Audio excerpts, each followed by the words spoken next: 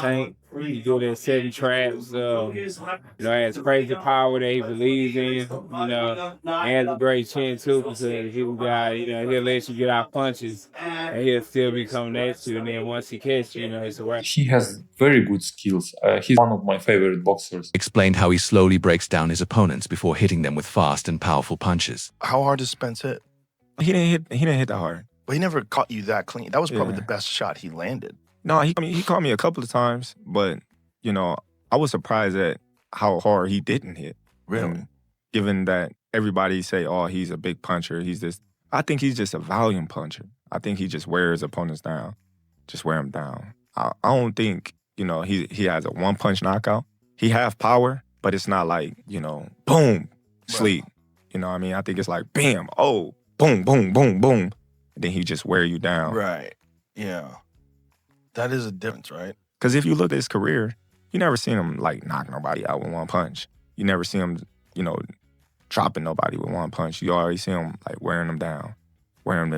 That's why he goes so hard to the body, because he want to wear you down. Then once you get tired and once your body start weakening, everything started weakening. And those little punches that wasn't hurting start hurting. Former champ and boxing expert Chris Algieri had a strong take when comparing Crawford and Canelo. He said Crawford usually controls his fights and dominates, while Canelo has had times where he looked like he was being beaten badly. One big example was Canelo's loss to Dimitri Bivol, who used his size and smart moves to win.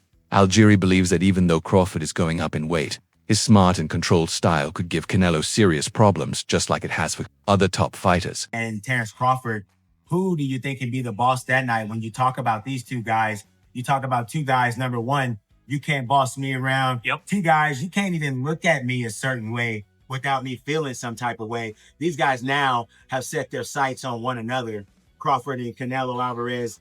Obviously, we know the weight difference, but we've seen Crawford looks like he's coming up slowly to that weight class and kind of acclimating himself in real time. How do you see that fight playing out? We're still pretty far away from that fight, and I'm going to hold my complete analytics on that. But I'll tell you this. Contrast and compare, maybe not a pick. But I'll tell you this. I've seen Canelo pushed around. I've never seen Terence pushed around. So if you're talking about who's going to be the boss, I've never seen anyone boss Terence Crawford. I've seen Canelo get bossed. So that just psychologically, when you think about that, and this is a fight where I flip-flop on both guys because there's so many good points. Yeah, but he's 168. Yeah, but it's Terence Crawford. He's undefeated. Well, yeah, this guy's beating this, but stylistic, even he hits him on the arm. There's so many different things you can talk about.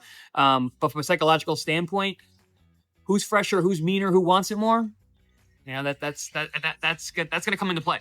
As a boxing fan, how much fun is it to see those two attitudes come together? It's kind of like the unstoppable force versus the immovable object getting ready to collide. I've worked a lot of Canelo fights. The Canelo fight weeks are great. He plays to the crowd really well. His fans are awesome. I'm thinking about the Caleb Plant situation. I'm thinking about the Billy's Joe Saunders situation. When he gets that in his head that he's got an extra chip, he becomes a really dangerous man. Longtime boxing commentator Max Kellerman gave a fair breakdown of the fight. He said both fighters have strengths, but Crawford seems to be better lately in terms of skill and performance. Max talked about Crawford's great timing, ability to switch fighting stances, and strong punches. While Canelo is still very good, he doesn't move or attack like he used to. Kellerman did mention that Canelo's size could help in close-range fights, but overall, he sees Crawford as more complete and sharper right now. Counterpunching. But overall, I have to say Crawford. If you go down the list and ask me about tactical advantages, most of them are Crawford.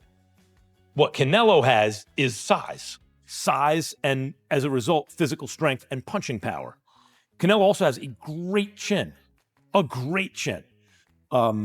in terms of if you want to go skill for skill, especially the recent version of Canelo, who's had to turn into a seek and destroy guy, who had to learn as his career went on to cut off the ring and not just follow guys around. Like Lara, Trout, Floyd, he followed those guys around. He had trouble because he's really a natural counterpuncher who wants you to come to him. But in recent years at super middleweight, he's gotten really good at cutting off the ring. Again, last fight notwithstanding. So as an overall suite of skills, recent vintage, it's been Crawford. Okay. But Canelo also is skilled and has a larger skeleton than Crawford. No matter what they weigh, Canelo's the bigger guy. Yeah. You briefly mentioned Canelo's power. So who, I would assume Canelo has the You'd have to think, unless Crawford, Crawford was on a knockout streak until he moved up to junior middleweight and then failed to stop Madrimov. So, and Canelo, though he has not stopped anyone in a while, we've seen he's a real puncher at 68. As far as speed, who has a better speed? You would imagine Crawford, given the fact that he is the naturally smaller fighter. This big fight is really interesting. Crawford is going into a higher weight class, which usually affects speed and endurance. On the other side, Canelo is used to this weight but isn't as powerful as before. In recent fights, Canelo hasn't, but knocking people out and instead fights more carefully. So even though Crawford has to deal with size, Canelo's decline makes the match more even. If Crawford brings his quick feet, smart fighting, and strong stamina, he can definitely win. For Canelo, obviously at 168, he has been a bit of the smaller man at that weight class. And in the last couple of years has had trouble finishing opponents and getting guys out of there like he would have at 160 or 154. So you have a bit of a duality there. Both guys coming into this fight in the, let's say, twilight of their careers, or maybe twilight of their primes. Everyone is going to be, I think, 35. Terence is 38. So you have a similar situation, different paths, and different struggles for both fighters. But when you look at who has to do more in this fight, it's clearly Terence Crawford as far as what he's giving up and sacrificing to win this third undisputed championship and to try to beat Canelo, who has only been beat twice in his was Floyd Mayweather being slick and tagging Canelo with counterblow missed, being the smaller, lighter fighter and up there in age that was still able to take advantage of the youth and experience of Canelo Alvarez, but also just being a defensive maestro and able to counter off of that. Floyd is one of one. And then you have Dimitri Bivol, who was the bigger fighter. And the things that Canelo does very well didn't really hurt, right? The things that had carried Canelo up in division was his power and the ability to break an opponent down, maybe not stopping them in the early to mid part of fight. Young boxing star Abdullah Mason is fully backing Crawford, even predicting a win that will surprise many. He said people often forget how powerful Crawford really is. While most think Canelo is stronger because he's bigger, Mason believes Crawford's strength comes from timing, movement, and accuracy. If Crawford can land clean punches, especially late in the fight, Mason thinks his prediction could come true. I'll say Canelo Crawford, your prediction quickly. Canelo Crawford. I got faith that Crawford could take it. Crawford, I feel like Crawford, he might surprise some people with his strength. So it all depends on who's the better fighter that night. Dimitri Bivol, the fighter who recently beat Canelo, had high praise for Terence Crawford.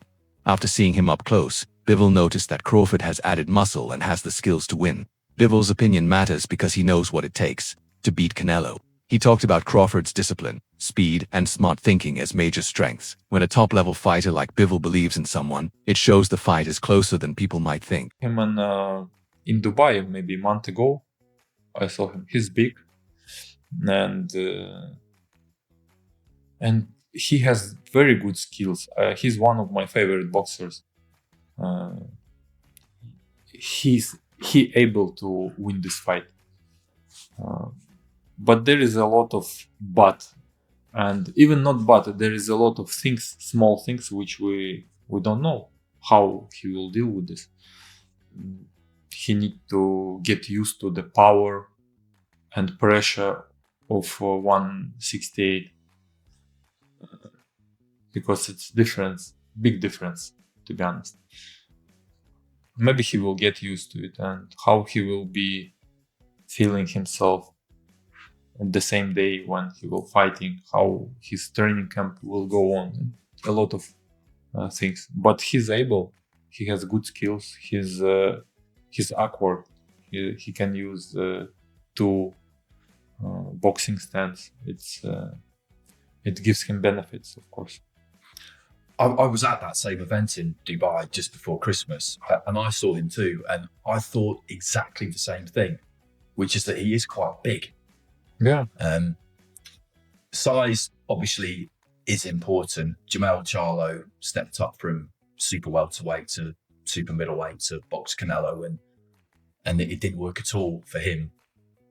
But Crawford is, I mean, he's one of the best fighters in the world, isn't he? I mean, obviously Boxer Keith Thurman shared a thoughtful view on this match. He said that while casual fans may think it's an even fight, the details show key differences. He talked about Canelo's recent fight with Germel Charlo, where Canelo had trouble when Charlo moved around the ring smartly. Even though Canelo was attacking, he couldn't land clean punches once Charlo started using good footwork. Thurman believes Crawford, who was even smarter and more tactical, could give Canelo even more problems. And, you know, we ain't getting punched in the face. So let's just watch the show and enjoy, people. You know what I'm saying? Let's just watch what these champions do. No matter what they do, they're both great. They're both going to continue to be great. But by the end of the day, one will be above the other. I think a lot of people are going to lean towards Canelo.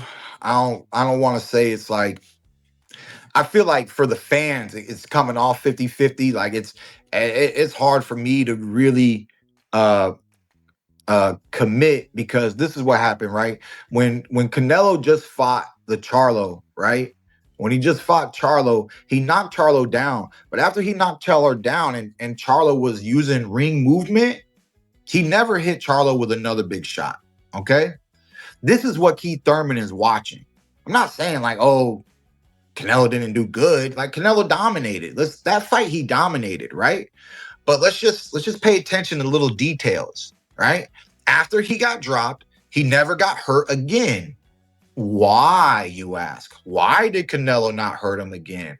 Oh, because he was on his bike, because he was using lateral movement, because he was watching with his eyes, and because he was being, you know, attentive with his defense, and he was able to make Canelo miss, but he was not able to make him pay. On his podcast, Joe Rogan and comedian Mike Vecchione gave big compliments to Terence Crawford. Rogan called him an amazing and dangerous athlete, praising his skills, focus, and work ethic. He also said the Canelo fight is a huge chance for Crawford, both for money and his boxing legacy. Rogan even said Crawford might be one of the best boxers alive today. Crawford himself spoke about the fight, admitting Canelo might try to use his weight to wear him out. But Crawford sounded calm and confident, saying he's ready for everything. He's not underestimating Canelo, he's just prepared and believes in himself. That mix of respect and self-confidence is what makes Crawford such a smart and tough fighter. Doing good. You know, work has been going great. And, you know, fight time, we're going to be prepared to put on a great show for you guys. Has this been in your mind? We've been talking about it forever. Did you feel like this was eventually going to be the case, that you and Canelo were going to eventually get in there? Not at all. Not at all. I didn't, you know, think it was, you know, a fight that he wanted. So I didn't really know.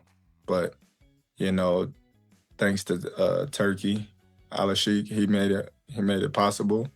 And, you know, we got one of the biggest fights in the last decade, you know, happening at Allegiant Stadium, September 13th.